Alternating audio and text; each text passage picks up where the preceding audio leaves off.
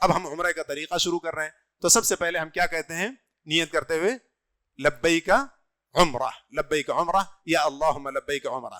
ہاں اگر کوئی شخص ایسا ہے جس کو کوئی ایسی بیماری ہو کہ کبھی بھی وہ بیماری اس کو لاحق ہو سکتی ہے، یا راستے کچھ ایسے پرخطر ہو گئے ہیں کہ وہ پہنچ بھی سکتا ہے نہیں بھی پہنچ سکتا ہے، کوئی ایسا مسئلہ کسی کے ساتھ ہو، تو اللہ کے نبی صلی اللہ علیہ وسلم نے یہ شرط بھی سکھائی کہ فَإِنْ حَبَسَنِي حَابِسٌ فَمَحَلِّي حَيْثُ حَبَسْتَنِي. یہ شرط لگا لے کہ اے اللہ رب العزت جہاں مجھے تو روک دے وہیں میں رک جاؤں گا، وہیں حلال ہو جاؤں گا. اس شرط کے ساتھ وہ اپنا اگر احرام پہنتا ہے اور اس کو کوئی ایسی مجبوری لاحق ہوتی ہے تو اس کو دم دینے کی بھی ضرورت نہیں، وہ حلال ہو سکتا ہے. لیکن یہ بعض لوگوں کو دیکھا گیا کہ سبھی لوگوں کو قافلے میں موجود سبھی لوگوں کو پڑھا دیتے ہیں. ایسا نہیں ہونا چاہیے. یہ معذور لوگوں کے لیے، ایسے لوگوں کے لیے ہے جو جن کے ساتھ کسی مسئلے کے پیش آنے کا اندیشہ ہو.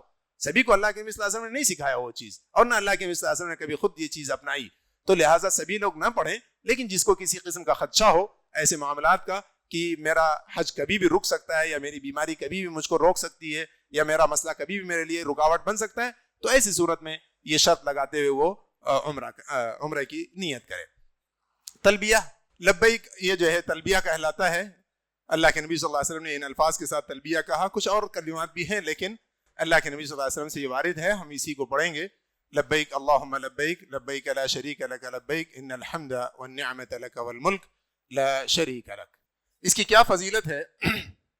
کہا کہ جو مسلمان بھی تلبیہ پکارتا ہے تو اس کے دائیں اور بائیں زمین کے آخری کناروں تک تمام پتھر، تمام درخت اور مٹی کے تمام ڈھیلے تلبیہ پکارتے ہیں. یعنی گویا کہ آپ کی تلبیہ کے ساتھ ساری کائنات شریک ہو جاتی ہے. تو لہٰذا اس میں کوتاہی نہیں ہونی چاہیے، کثرت سے تلبیہ کا ورد ہونا چاہیے. اور یہ حدیث صحیح ہے، سنن ترمذی میں، جامع ترمذی میں یہ حدیث موجود ہے. بلکہ اللہ کے نبی صلی اللہ علیہ وسلم سے پوچھا گیا کہ ای الاعمال افضل، کہ حج میں سب سے افضل حج ای الحج افضل، پوچھا گیا کہ سب سے افضل حج کیا ہے؟ تو اللہ کے نبی صلی اللہ علیہ وسلم نے فرمایا العج والحج، فرمایا العج والحج. کہا کہ زور یعنی کثرت سے تلبیہ پڑھنا اور کثرت سے قربانی کرنا، یہ دو اعمال حج کے جو ہے افضل حج ہونے پر دلالت کرتے ہیں. تو یہ نہیں کہ ایک مرتبہ لبیک اللہم لبیک یا لبیک عمرہ کہہ دیا، اس کے بعد ایک مرتبہ پڑھ لیا اور اس کے بعد باتوں میں لگے ہوئے ہیں، دوسرے کاموں میں لگے ہوئے ہیں، کھانے پینے میں لگے ہوئے ہیں، سونے اوڑھنے میں لگے ہوئے ہیں. نہیں، مسلسل جتنی مرتبہ اور جب آپ کو موقع ملے کثرت سے آپ تلبیہ پڑھا کریں، عمرے میں بھی اور حج میں بھی. الحج والحج، تو کثرت سے تلبیہ پڑھنا اور کثرت سے قربانی کرنا یہ جو ہے افضل حج ہے. لہٰذا یہ افضل حج کا افضل عمل ہے. حاجی کا مکہ میں داخل ہونا، ماشاءاللہ آپ جو ہے یوں سمجھیں کہ فلائٹ سے اترے اور مکہ میں آپ نے انٹری لی. اب ہوٹل میں پہنچے، سب سے پہلے آپ کو کیا کرنا ہے؟ بہت سارے لوگ کہتے ہیں خلاص اب مکہ پہنچ گئے، اب ہم فوراً جا کر کے عمرہ کریں گے. لیکن بیچارے اپنے اس شوق میں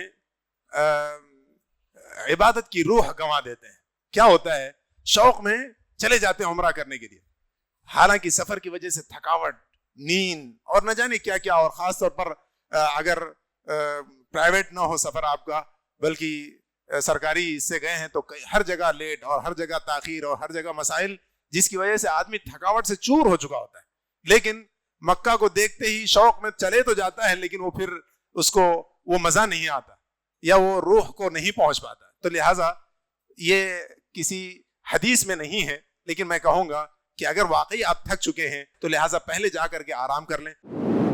مرسی ٹی وی کے مزید ویڈیوز کے لیے ہمارے چینل کو سبسکرائب کریں اور بیل آئیکن کو ضرور دبائیں. جزاک اللہ خیرا. مرسی ٹی وی، پیغام رحمت.